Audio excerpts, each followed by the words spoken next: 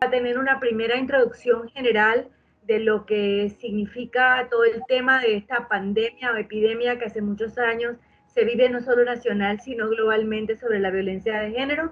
Un primer bloque de unos 10 minutos y luego vamos a hacer un abordaje específico a esta situación de la violencia en tiempos de confinamiento y de COVID. Nelva, te dejo el micrófono. Les pido por favor a todos los demás que mantengamos nuestros micrófonos apagados mientras no estamos hablando. Muchísimas gracias.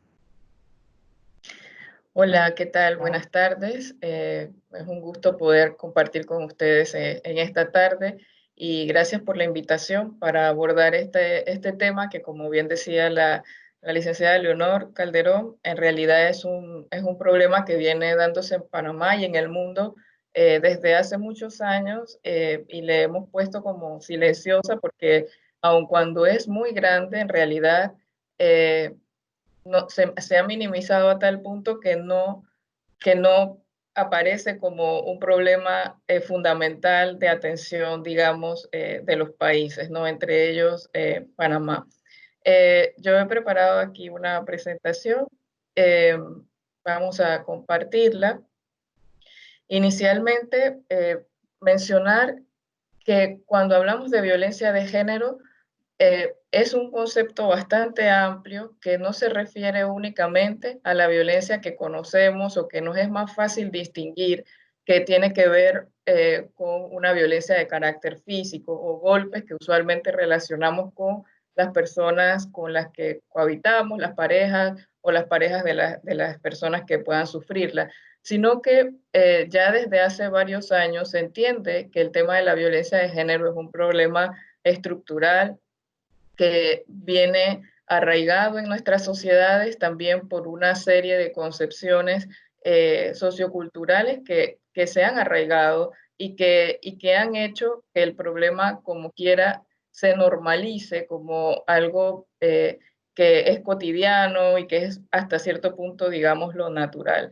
Entonces, hemos empezado, vamos a empezar precisamente con un concepto que define qué es esto de la violencia de género y que no es un concepto traído de legislaciones que no son propias de Panamá, sino que ya desde el 2013, precisamente la misma ley 82 mencionaba el tema de la violencia de género como toda acción, es decir, cualquier acto que realizamos, una omisión, el dejar de hacer o una práctica discriminatoria basada en la pertenencia del sexo femenino, que puede darse tanto en el ámbito público como privado y que pone a las mujeres en situación de desventaja respecto de los hombres, causándole diferentes tipos de lesiones, ya sea la muerte, violencia física, psicológica, patrimonial, económica, entre otras, ¿no?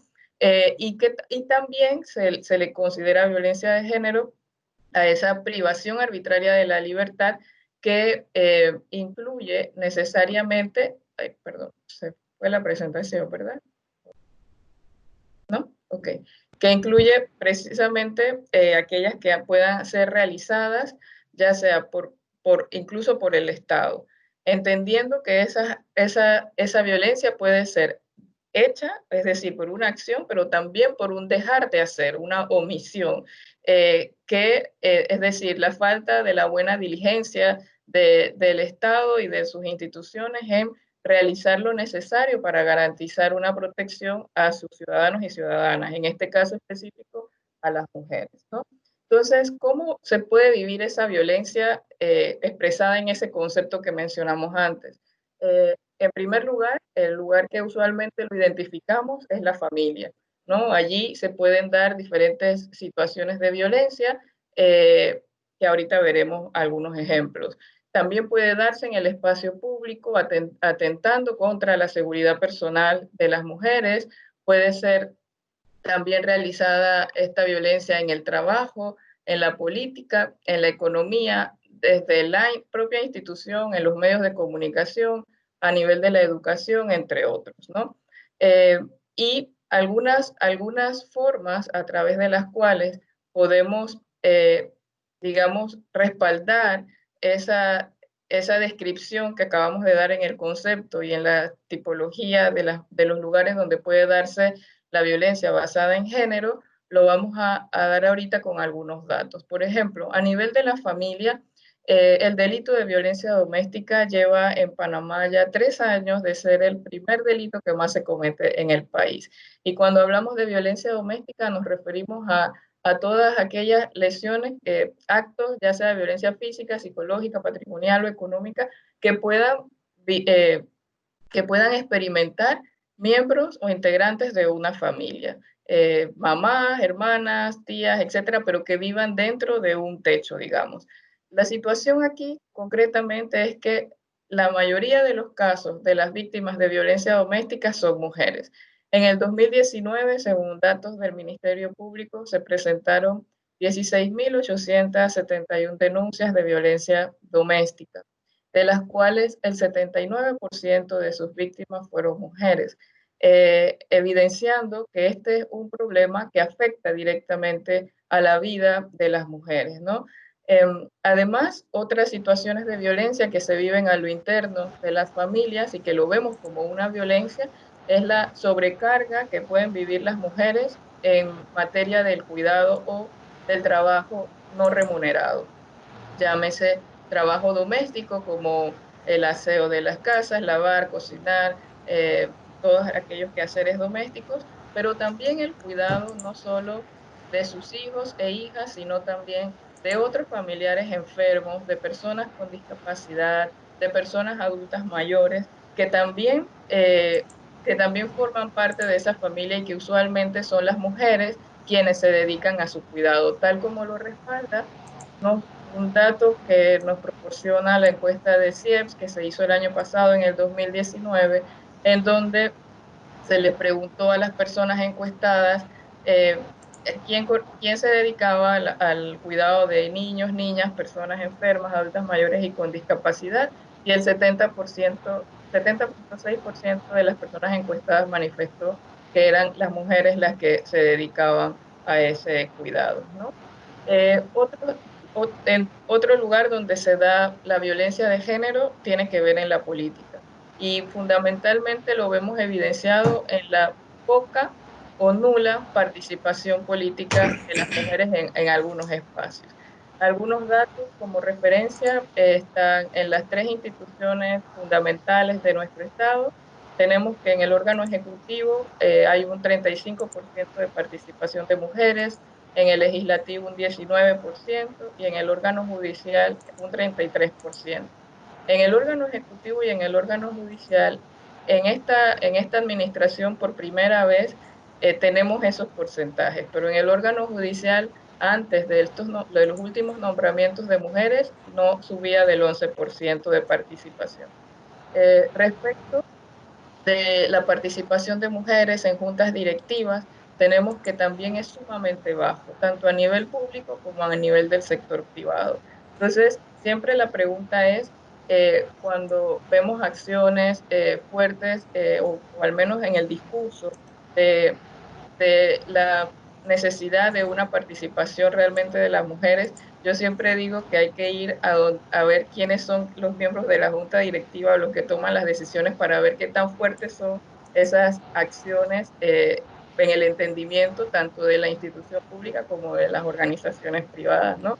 Porque allí vemos que las decisiones las siguen tomando los varones, a pesar de que hay datos que refieren que las mujeres estamos invirtiendo mucho más tiempo en estudios y en preparación. Las universidades refieren tener un 70% de participación de mujeres a nivel de posgrado y un 65% a nivel de licenciatura.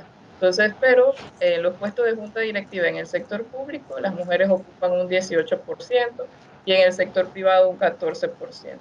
No vemos esto como una falta de capacidad técnica ni de preparación, porque los datos refieren que sí hay una preparación de parte de las mujeres, pero sí evidencia eh, estos temas culturales y que están tan arraigados y que siguen generando sesgos respecto de cómo nos perciben a las mujeres para poder asumir cargos de toma de decisión. Asimismo, podemos ver esta violencia, digamos, por omisión de género en la exclusión o mínima representación de las mujeres en mesas de discusión de asuntos importantes, que no tienen que ver, digamos, con un cargo per se de junta directiva o un cargo fijo de trabajo, sino, por ejemplo, en el contexto en el que nos encontramos, que haya una participación de mujeres en las diferentes mesas que van a tratar de resolver un poco o de paliar un poco los efectos del COVID, ¿no? Asimismo, como tres ejemplos más que evidencian esta violencia basada en género en Panamá, está que en materia de la economía, o en la economía, perdón, el total o del total de la población económicamente activa, que representa o antes del COVID representaba un 65.9%, el 78% son hombres y el 54% son mujeres. Y esto es interesante porque también precisamente lo complementamos con los datos recogidos en la encuesta del CIEPS, en donde de las personas encuestadas se mencionaba que el 60.7% de mujeres todavía dependen económicamente total o parcialmente de otra persona, versus un 27.4% de los hombres. Y esto es fundamental porque de hecho se relaciona con otros estudios que se han hecho en donde se refiere que una de las principales causas de violencia doméstica o las situaciones que ponen en mayor riesgo a las mujeres precisamente es la dependencia económica, es la principal de las causas. Entonces vemos que el riesgo o la vulnerabilidad frente al hecho de que las mujeres no participen, digamos, en un mayor porcentaje como una población económicamente activa que sea independiente, también les genera un mayor riesgo de ser víctimas de violencia, inclusive en su casa.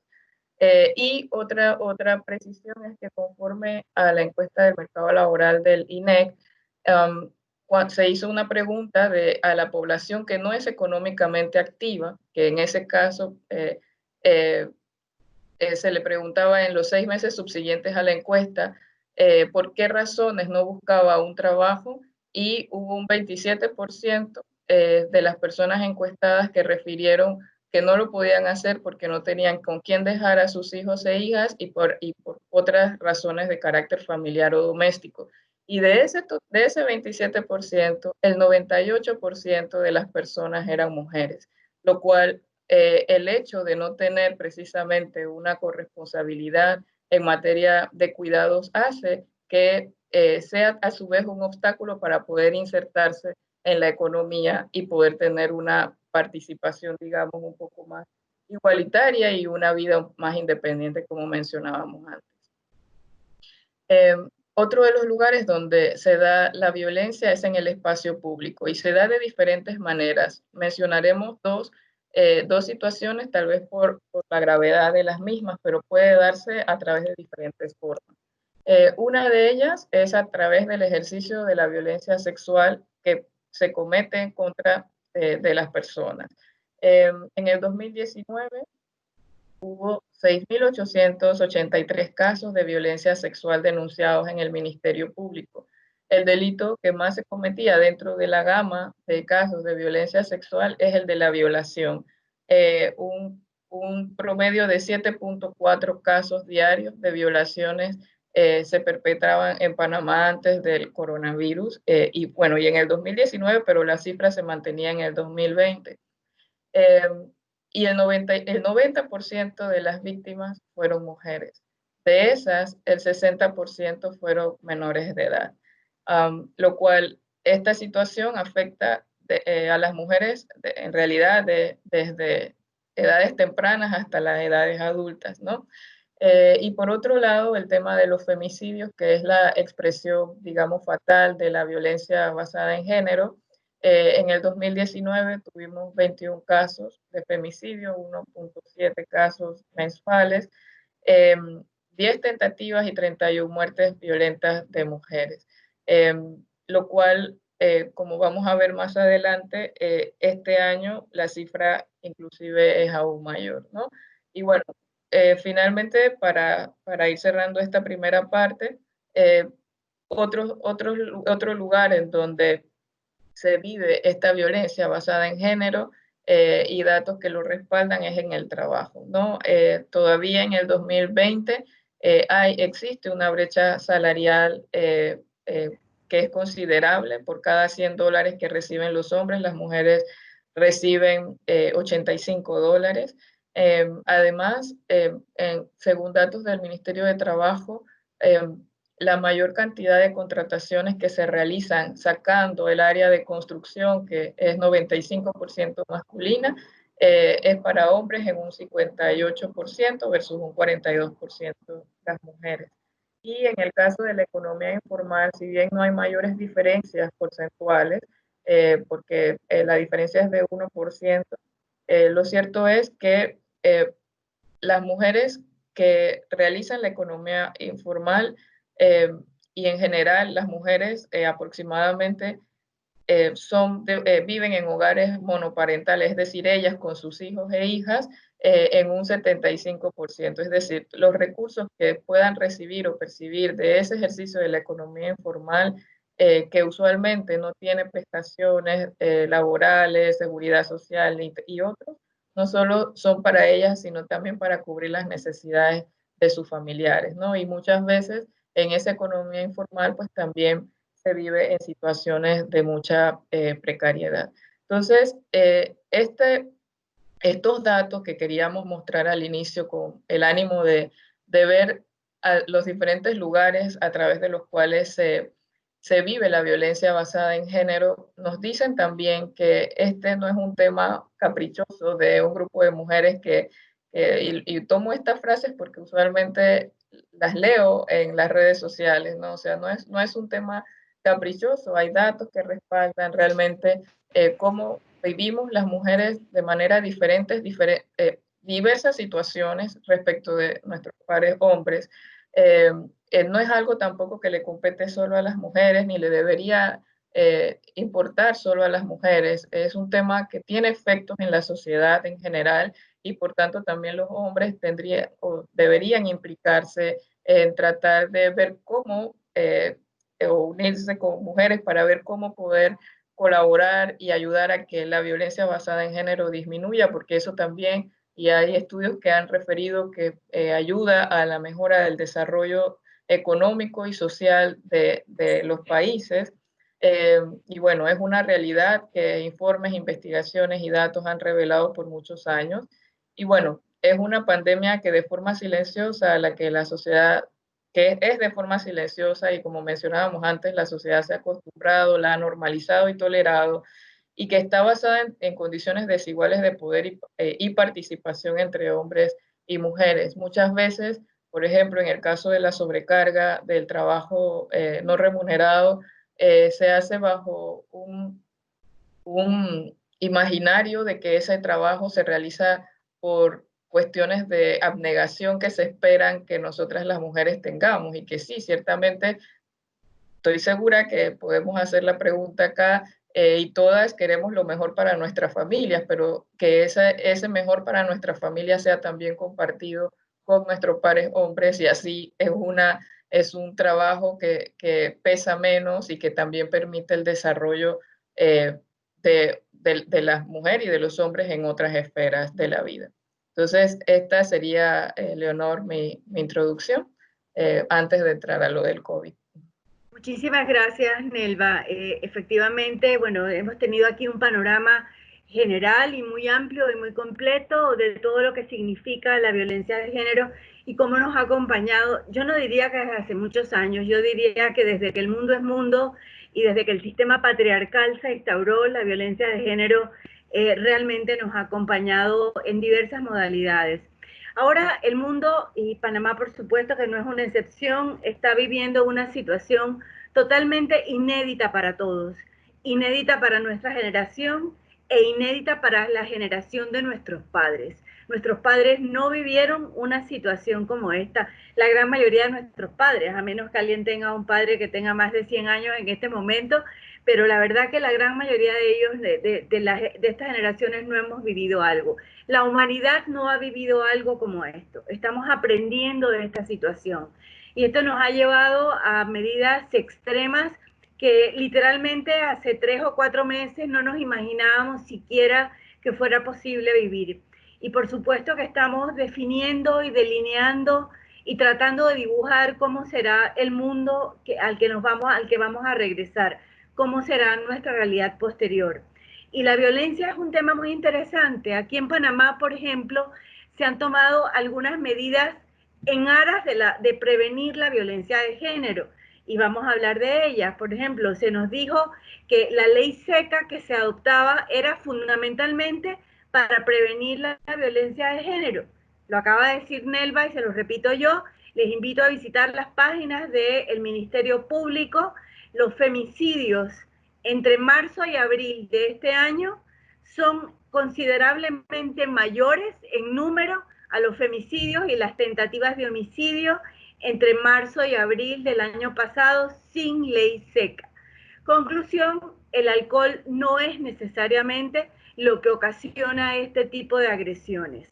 El alcohol, y quienes hemos trabajado mucho tiempo en violencia de género, y seguramente Nelva se habrá encontrado con algunos casos así, sabemos que el alcohol trata de ser utilizado como una excusa por algunos de los agresores e incluso por las propias víctimas que tratan de justificar a su agresor diciendo no, él se comportó así porque se había tomado unos tragos. Resulta que la experiencia nos indica que el agresor de género es agresor ebrio y sobrio. Y a veces son personas que ni siquiera consumen alcohol y que tienen una imagen de ser personas muy respetables en el marco de su sociedad. En cambio, el hombre que no es agresor de género no necesariamente va a agredir a su mujer cuando se toma unos tragos. Por supuesto que el alcohol tomado en exceso es un disparador de conductas de agresión y de conductas violentas. Eso nadie lo discute, pero no es específicamente en el tema de violencia de género, y es claramente cuando se consume en exceso. Y por otra parte, efectivamente, hemos visto varias veces cómo para justificar esta medida, el ministro de Seguridad o algunas otras autoridades nos decían que las denuncias de violencia de género habían disminuido considerablemente. Sí, por supuesto que se han disminuido. Disminuyeron aquí y disminuyeron en España con consumo de alcohol también. Pero las razones por las que las denuncias han disminuido son otras. Yo visualizo algunas tres, no sé, Nelva, podríamos encontrar otras. Yo visualizo primero que las mujeres pierden todas sus redes de apoyo. Al estar confinadas, pierden contacto con las redes de apoyo que son tan fundamentales en los temas de violencia de género. Otra de las razones es que al estar confinadas con su agresor, se les dificulta el uso del teléfono para poner una denuncia. Otra de las razones son que las mujeres adoptan actitudes sumisas para evitar conflictos en presencia de los hijos. Y otra importante razón podría ser que las mujeres, al estar confinadas con su agresor, están controladas por su agresor porque no salen. Entonces, esas son las razones que obviamente tienen como consecuencia una disminución de las denuncias por violencia de género. Pero bueno, este tema realmente nos tiene que dar mucho para hablar, porque sabemos que las mujeres que están confinadas con su agresor, aunque no pierdan la vida y aunque no lleguen a una situación de una confrontación física violenta, de una agresión física violenta, lo deben estar pasando realmente muy mal en estas situaciones de confinamiento.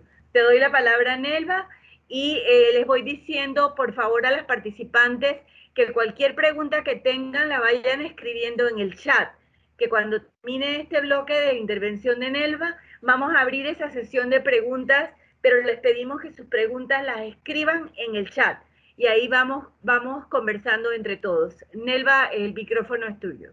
Ok, gracias, Leonor. Sí, en realidad, como bien lo mencionaba, todas estas circunstancias y consecuencias que puedan sufrir mujeres en este momento de pandemia también lo atribuimos y bueno, refieren o generan que pensemos como sociedad la importancia de abordar, sí, todo el tiempo el tema de la violencia basada en género como un tema de prioridad, pero mucho más en tiempos de crisis como en las que nos encontramos ahora, que todavía muchas veces pensamos que es como un sueño o una cuestión que no está ocurriendo, ¿no? Y bueno, ¿por qué es importante? Porque sin duda que el no reconocimiento, o sea, el no reconocimiento de este tema es desconocer esas realidades particulares que viven las mujeres y hace que tengan un grado mayor de vulnerabilidad, ¿no?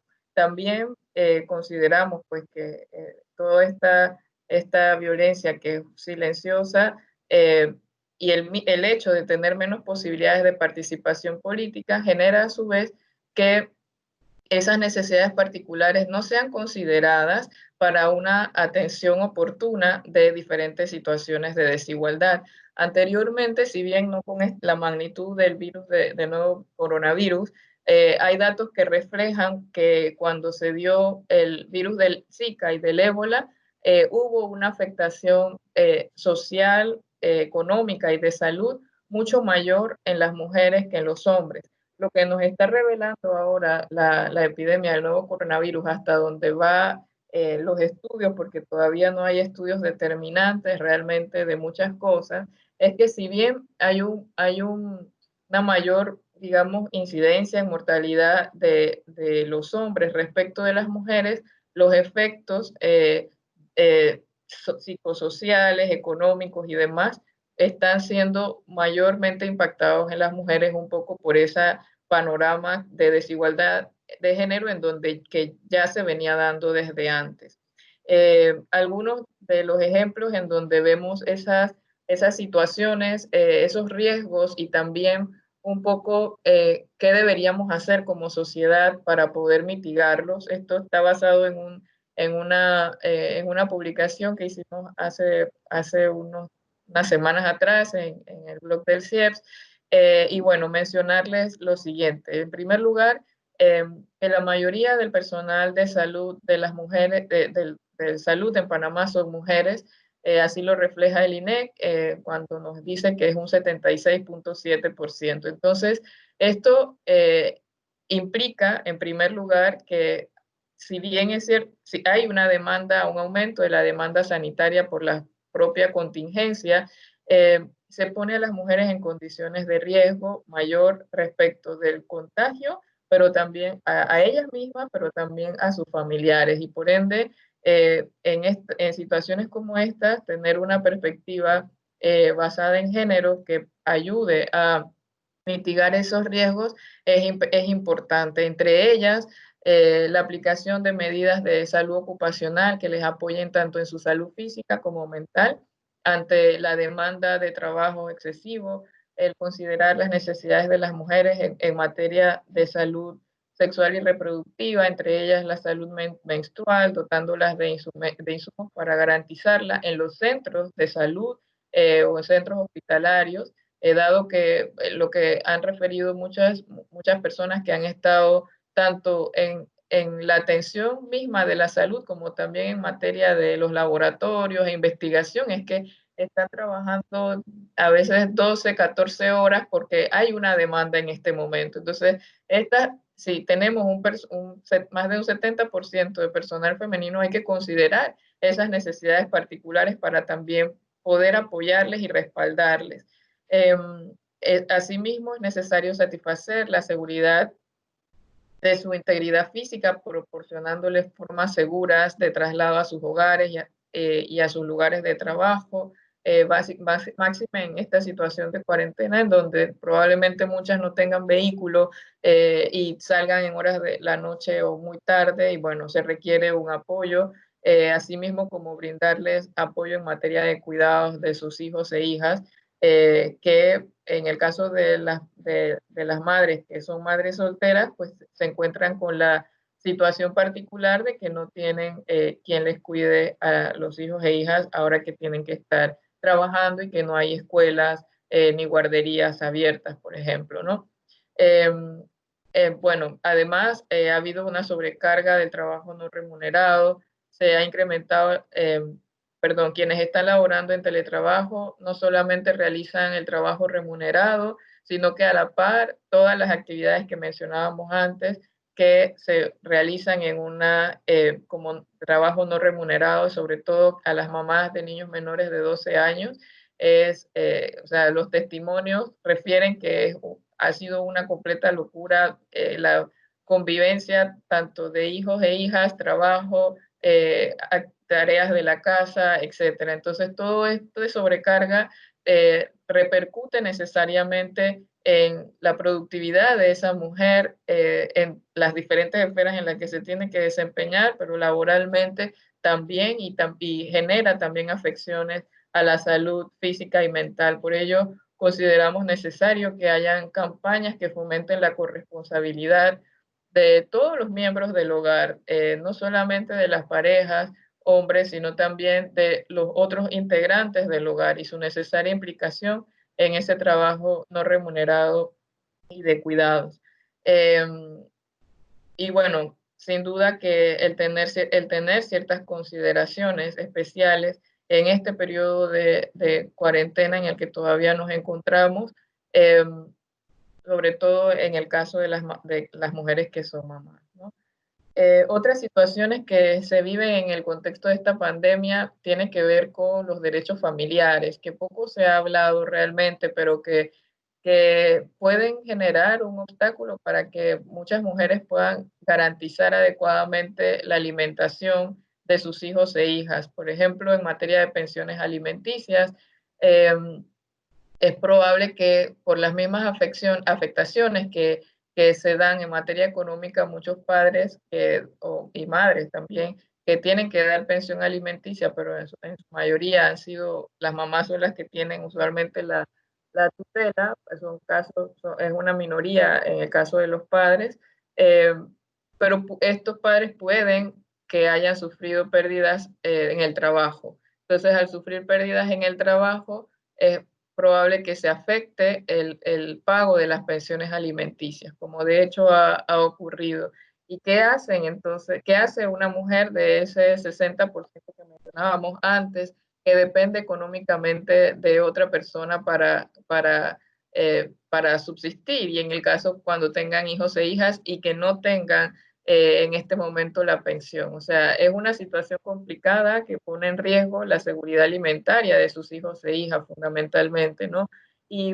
Por ejemplo, en políticas como las de los bonos que se están otorgando, no se ha incluido, o al menos no lo he leído yo ni escuchado en el caso de madres que estén pasando por esta situación en particular, ¿no? Asimismo, en el caso de las reglamentaciones de visita, es necesario que haya políticas claras también de parte de las entidades del Estado, porque esto que estamos viviendo es algo nuevo, es algo temporal, esperemos también, pero que ha generado muchas implicaciones y que hay situaciones ya reguladas anteriormente por el derecho de familia, los jueces de familia, y que no se están considerando como un planteamiento uniforme y claro, digamos, a nivel del órgano judicial y de las entidades competentes, ¿no?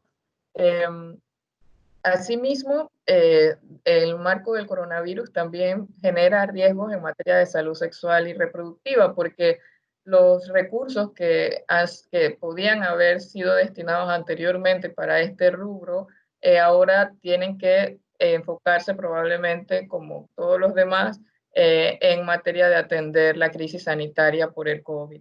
Y eso puede generar carencia de insumos de planificación familiar, un incremento de mortalidad materna, aumento de embarazos no deseados, aborto en condiciones de riesgo e infecciones de transmisión sexual. Hace unos días, seguramente ustedes pudieron ver en redes sociales que había, no sé, un diálogo sobre el tema del uso de la compra de preservativos y habían personas que pensaban, bueno, pero eso no es prioridad en este momento. Bueno, yo sí considero que es prioridad. Si tenemos a personas y familias que están viviendo están en un estado de confinamiento, también pueden haber voluntaria e también involuntariamente más actividad de carácter sexual y que pone también y que puede generar el hecho de embarazos no deseados y otras situaciones particulares para la vida de las mujeres, ¿no? Entonces, Esto son medidas que cuando se tienen enfoques de género, desde un plan inicial, digamos, de atención en la pandemia, pueden considerarse precisamente como necesidades básicas e indispensables para atender la crisis, ¿no? Asimismo, en el caso de las mujeres embarazadas, hubo en Panamá, luego se mencionó, pero inicialmente no se mencionaba el tema de qué hacían las mujeres embarazadas, si tenían que ir a sus controles médicos eh, regularmente en tiempos, digamos, de cuarentena o en horarios programados que no eran los que correspondían a su hora de salida. Entonces, son situaciones que viven las mujeres, vivimos las mujeres y que tienen que ser consideradas. Y asimismo, pues garantizarse todos los servicios de salud integral de las mujeres durante el tiempo que dure la contingencia, proporcionándole también espacios determinados de atención a madres embarazadas, porque en la misma situación del embarazo genera una depresión del sistema inmunológico que pone a las mujeres embarazadas en situaciones de un riesgo mayor ante cualquier enfermedad. Pero ahora con el coronavirus también se le añade, digamos, una adicional. Entonces, por ende, tendrían pues que tomarse esas precauciones y previsiones. Bien, y sobre el tema de la violencia hacia las mujeres, bueno, la misma cuarentena lleva a que todos y todas vivamos situaciones de tensión. Pasamos de diferentes estados emocionales probablemente, porque la misma situación de encierro así lo genera y nos afecta a todas y a todas.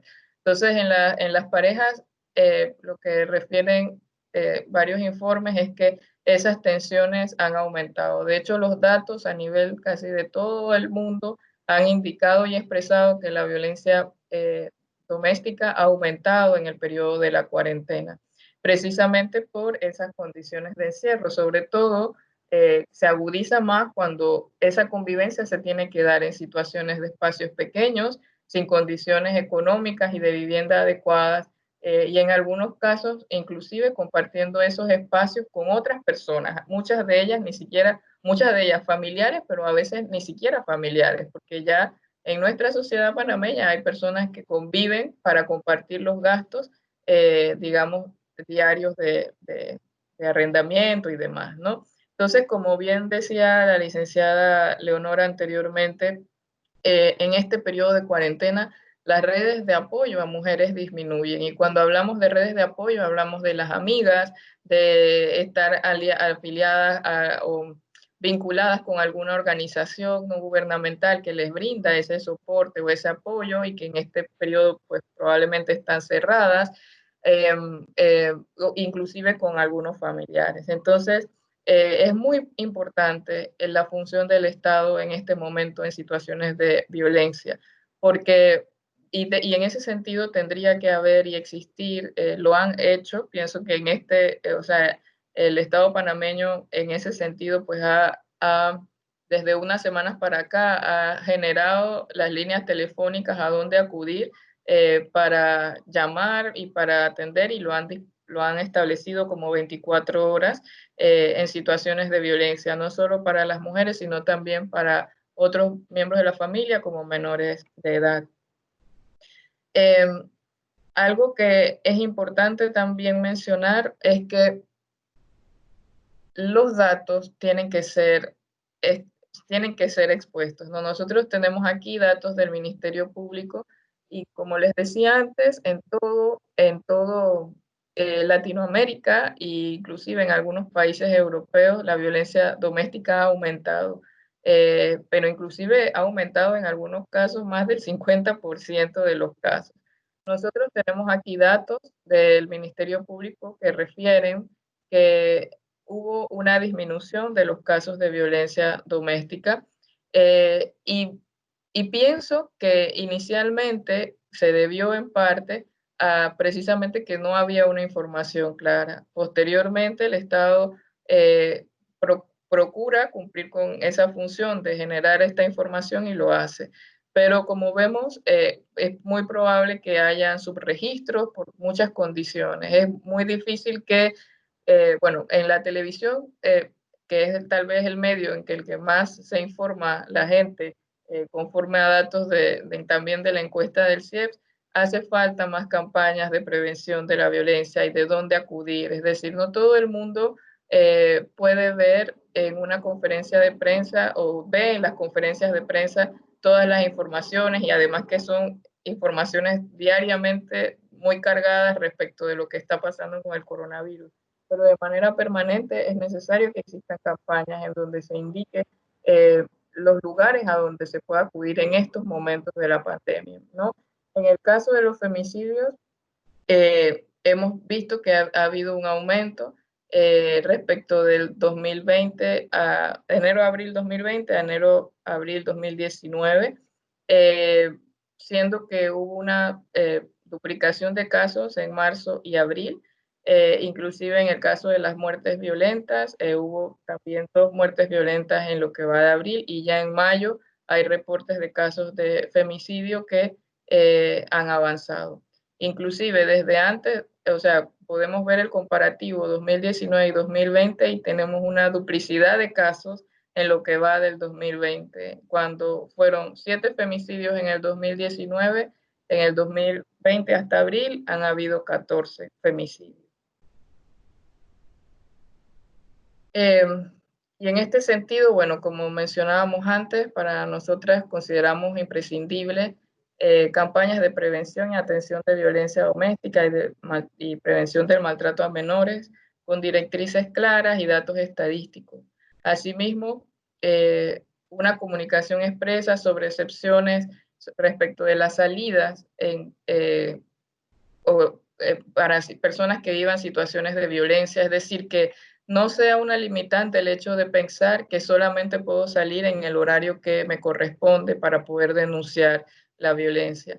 También es necesario, ha sido necesario desde antes de la pandemia y ahora es más evidente la necesidad de establecer albergues temporales para quienes sufren violencia, sobre todo en esta situación de confinamiento en la que todos nos encontramos. La colaboración con el sector privado, sin duda alguna, para también generar un apoyo en ese sentido, y una línea uniforme en el caso de los casos de familia. Para finalizar con mi intervención, a mí me gustaría compartir cómo ha sido la respuesta en Panamá y en otros países en materia de temas de violencia basada en género. Y sobre ello voy a compartir solo la experiencia que hemos encontrado en 3 países, más Panamá. En el CIEPS hemos nosotros realizado un monitor de medidas de respuesta en América Latina frente al impacto del coronavirus. Esas medidas incluyen políticas basadas en derechos humanos a grupos diferenciados, entre ellos las mujeres, políticas que han sido tomadas de manera general, políticas para las pequeñas y medianas empresas, para las empresas grandes en general, para los bancos, medidas culturales y políticas, ¿no? Y asimismo tenemos en este enlace, que ahora se los puedo compartir por si a alguno le interesa verlo, lo puedo compartir en el chat, medidas de bloques regionales y organismos internacionales, así como guías y directrices y pronunciamientos que se han realizado a través de diferentes organizaciones internacionales para dar respuesta y atención al coronavirus, ¿no? Entonces, en Panamá, en cuanto a las medidas que se han establecido específicamente con una mirada de género, tenemos las líneas telefónicas que se han realizado, que se han emitido del Ministerio de Desarrollo Social, el INAMU, el Ministerio Público, quien también ha establecido un correo para violencia doméstica específicamente, que atiende 24 horas. Además, se realizó un acuerdo con la empresa Cable and Wireless, y entiendo que se estaban haciendo acuerdos con otras empresas de telefonía para mandar mensajes acerca de qué hacer en caso de violencia y a dónde llamar, lo cual es importante precisamente como esa fuente de información, y además de que en este caso esa red le llega a 1.5 millones de personas, ¿no? Y también el MIDES diseñó una campaña de comunicación asertiva en las redes sociales precisamente buscando que en esta cuarentena las personas podamos convivir de una manera un poco más pacífica, digamos, y evitar la violencia, ¿no?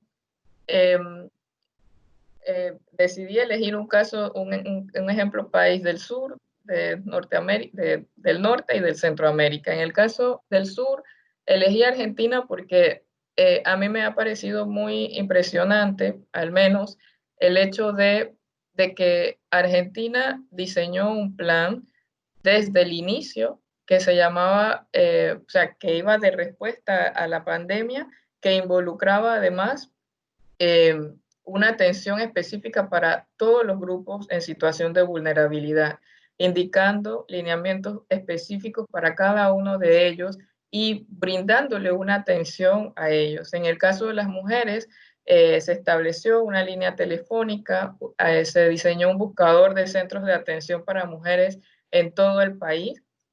Además, hubo una incorporación de canales de vinculación directa con otras jurisdicciones y organizaciones de la sociedad civil. ¿A qué se refiere esto? Mencionaba un ejemplo, es en el caso de los albergues que mencionábamos antes. Argentina no tenía establecido albergues a nivel nacional antes de la cuarentena. No los tenía tampoco como en el caso de Panamá, pero pudieron realizar acuerdos con organizaciones de la sociedad civil para que aquellas que tenían, por ejemplo, en el caso de, en el materia, digamos, sindical, que en Argentina es fuerte y ellos tienen hoteles para cuando hacen sus seminarios internacionales y demás, que esos hoteles sirvieran para albergar a víctimas de violencia basada en género. O asimismo, con otras organizaciones como, por ejemplo, eh, albergues que hay temporales, usualmente por liderados por organizaciones de índole religiosa, donde se realizan retiros y demás, que pudieran realizar acuerdos con ellos para que en este contexto de la crisis se pudieran albergar a víctimas de violencia. Entonces, como quiera, se hace una sinergia entre la sociedad civil y el Estado para poder dar una atención especial a estas víctimas que puedan surgir en el contexto del coronavirus. Dada la cuarentena y los riesgos mayores que esta genera.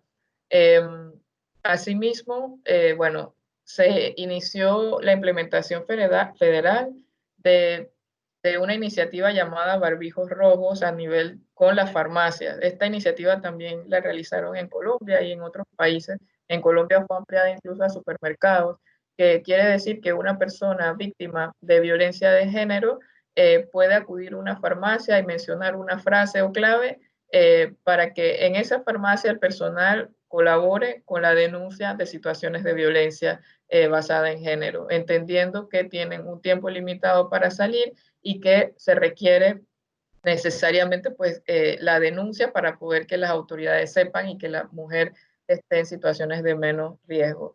Además, se estableció la campaña de lazos solidarios mediante un hashtag llamado Cuarentena en Redes, que implicaba que también los vecinos, vecinas y personas de la comunidad pudieran estar pendientes de situaciones que puedan escuchar eh, eh, precisamente en el vecindario de violencia para denunciar. Asimismo, la campaña Cuarentena con Derechos para Todas, Todos y Todes, como le llamaron, con la intención de generar la corresponsabilidad entre los diversos miembros del hogar. Se hizo una mesa también interministerial para articular y poner en común las acciones de distintos ministerios con competencia en materia de cuidados en el contexto de la emergencia. Y bueno, también ha habido medidas para el traslado de niños, niñas y adolescentes durante el aislamiento social preventivo y obligatorio. En el caso de Costa Rica, de igual manera, se reforzaron las medidas en cuanto a las líneas telefónicas, estableciendo también a nivel nacional cuáles eran las entidades que podían atender en todo el país. Se garantizan que todos los servicios de atención a mujeres estén abiertos en cuarentena. Eh, hay información, hay unos lineamientos que ellos han hecho a nivel de diferentes sectores y unos de ellos tienen que ver con información para mujeres sobre lactancia materna, porque pueden surgir las dudas de si dar o no de lactar a una persona que haya sido contagiada por el coronavirus y qué hacer en esos casos. Entonces, hay todos unos lineamientos establecidos para ellos, y así como lineamientos generales para la atención diaria en centros que brindan servicios de atención a mujeres víctimas de violencia. Y el último caso, que es el de México, eh, bueno, se establecieron lineamientos para personas cuidadoras, para garantizar su bioseguridad. Hay servicios especializados de atención a la violencia en todo el país, y esto está publicado en todas las páginas de todas las entidades o ministerios de México, no solo a nivel federal, sino también a nivel estatal. Se creó una línea materna con orientación sobre temas de embarazo y parto, específicamente para resolver esas dudas. Eh, Asimismo, hay una lista de centros de apoyo o cuidado infantil para las mamás que forman parte del personal de salud. Estos centros de apoyo están usualmente dentro de áreas específicas en hospitales o cerca de los hospitales donde trabajan.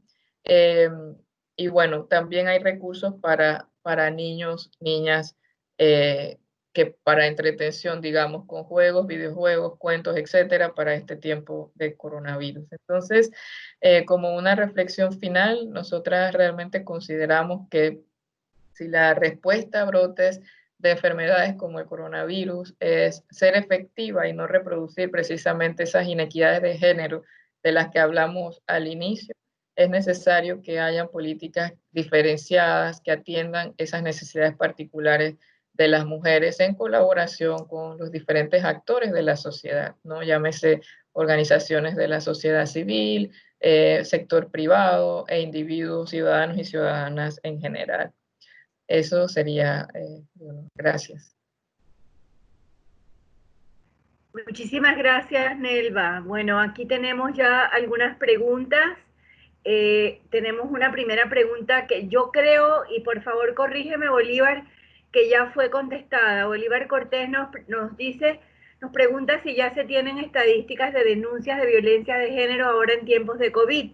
Las presentó Nelva en su presentación en en el segundo bloque, en donde efectivamente se veía una disminución de las denuncias, pero hablamos ya de qué significa, qué podían significar, porque claramente hay que hacer un estudio a profundidad, esa cifra de disminución de las denuncias, que no solamente se ha dado en Panamá, se ha dado en muchos otros países, pero en países donde ya se ha podido investigar más profundamente, sabemos que eso no necesariamente significa que hay menos violencia de género.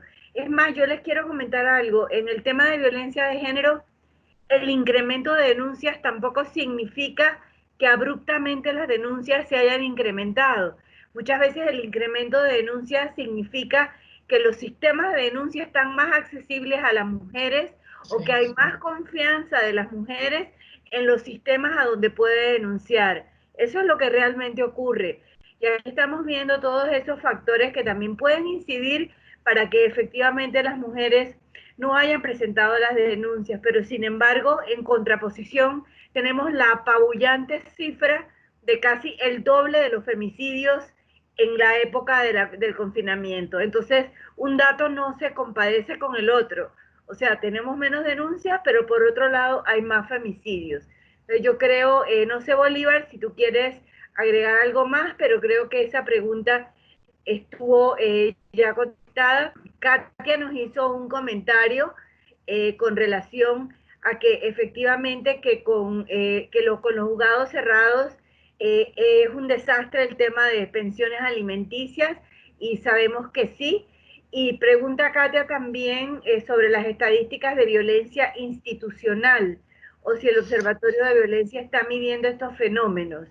Y lo pregunta Katia porque dice que lamentablemente hay algunos despachos, me imagino que se refiere a estas instancias donde se presentan las denuncias o las pensiones alimenticias, en donde se desmotiva a las víctimas al momento de querer presentar sus denuncias. Y yo creo que esto tendría muchísima lógica porque, como siempre, todos los temas vinculados a mujeres se tienden a minimizar. Es muy normal que un funcionario de turno vea que este es un tema menor y que por qué no esperar hasta después para denunciarlo. No sé si nos puedes agregar algo al respecto, Nelva. Sí, de hecho, bueno, es una pregunta importante porque y para todos y todas, yo que estoy ahorita trabajando en el ámbito de la investigación, se nos hace indispensable que hayan estos datos, no solamente el de violencia doméstica y del femicidio, que ya fue todo una batalla que estuvieran estos datos desagregados, al menos por delito, sino también desagregados por otros tipos de violencia, ¿no? A través de diferentes entidades, como la institucional. No los hay, actualmente no los hay. Los únicos que hay son el de violencia, los datos penales, digamos, pero no los otros tipos de violencia. Y estos análisis que hemos aportado lo hacemos un poco basados en los datos generales que puede ofrecer, digamos, el INEC, el Instituto Nacional de Estadística y Censo, a través de diferentes encuestas que ellos realizan, sobre todo las de hogares, y ahí pues se hacen los cruces y se pueden llegar entonces a poder realizar conclusiones, pero sin duda alguna que no lo hay, y la violencia institucional es uno de los padecimientos que tienen muchas mujeres víctimas de diferentes formas de violencia, ¿no? Porque es, como mencionábamos, es la omisión de ese servidor público o servidora pública de no atender correctamente a las mujeres. Y bueno, para agregar a lo que mencionaba respecto del hecho de los casos de violencia, como bien decía la licenciada Leonor, hay datos que refieren que los casos denunciados en las instancias correspondientes son apenas el 40% del total de los casos que efectivamente se dan. Muchas personas no denuncian la violencia de género de ningún tipo, por muchas cosas, usualmente porque, y en el fondo, porque hay alguna situación de poder que le minimiza poder realizar esa acción, ya sea un poder en materia laboral, del miedo, el temor de perder el trabajo, la fuente de ingresos, o bien en la casa, de que la persona pueda hacer un daño a ella o a sus hijos e hijas, ¿no? O algún otro familiar. Entonces, son las mujeres que, como quiera, reciben algún apoyo que les permite empoderarse digamos, superar esa barrera de ese miedo o temor, quienes denuncian, pero no son la mayoría o sea, todavía no son la mayoría de los casos. Y hay muchos lugares en donde no hay acceso, por ejemplo, en las comarcas no hay acceso, hay zonas rurales en donde no hay suficientes autoridades, digamos, o no hay espacios de autoridades locales allí, sino que tienen que trasladarse a las cabeceras de las provincias y son espacios lejanos o difíciles para ellas poder denunciar. Bueno, nos dice Bolívar que le ha parecido muy interesante también la muestra de diferentes acciones tomadas en otros países, como algún ejemplo de un repertorio de acciones que podrían ser tomadas en Panamá. Yo creo que esta presentación de Nelva va a estar a disposición de todos para que la puedan revisar esas medidas que se han tomado en otros países, porque como saben, esta reunión ha sido grabada de manera completa. Bueno, no tenemos ninguna otra, Gabriela nos pregunta que qué se sabe del brazalete electrónico. No sé, yo no sé absolutamente nada, no sé si tú sabes algo, Nelva. No, el brazalete electrónico, que ha sido una medida que se ha pedido un poco para apoyar en la prevención de la reincidencia de la violencia, también no se ha implementado, o sea, al menos en el contexto del coronavirus no se ha mencionado nada, no. Así es. Bueno, perfecto. Yo creo que le voy a dar la palabra a nuestra presidenta Gabriela Brenmer para sus palabras de cierre. Queremos agradecerle de verdad a Nelva Marisa Araúz Reyes su presentación. Les queremos agradecer a todos los participantes que fueron en un momento más de 10, el esfuerzo que han hecho de poderse conectar en todas estas nuevas modalidades de interacción que estamos aprendiendo como sociedad. Tenemos grandes tareas por delante y nos toca ser muy vigilantes en estos temas porque Ya sabemos que no sería nuevo, que los temas vinculados a situaciones de mujeres siempre quedan como prioridades finales. Así que le doy la palabra a nuestra presidenta Gabriela Bremer para sus palabras de cierre, Gaby. Vamos. A ver. Abre tu pantalla también para verte. Ya se abrió. Ok. Gracias, Leonor. Gracias, Nelva. El tema definitivamente había que tocarlo. Las estadísticas jamás hubiéramos pensado que han reducido. Ya explicaron por qué se cree que han reducido. Definitivamente, pues tenemos que seguir adelante apoyando a tantas personas que son víctimas en este momento, de todos los estratos sociales, de todas las áreas del país, y que necesitan el apoyo y que estas cosas sean denunciadas y que todos estemos conscientes del problema que significa la violencia de género y más en estos momentos de COVID-2019. Muchísimas gracias a todas por participar y nos veremos entonces dentro de 2 semanas, en nuestra reunión semanal o quincenal que tenemos. Muchísimas gracias a todos.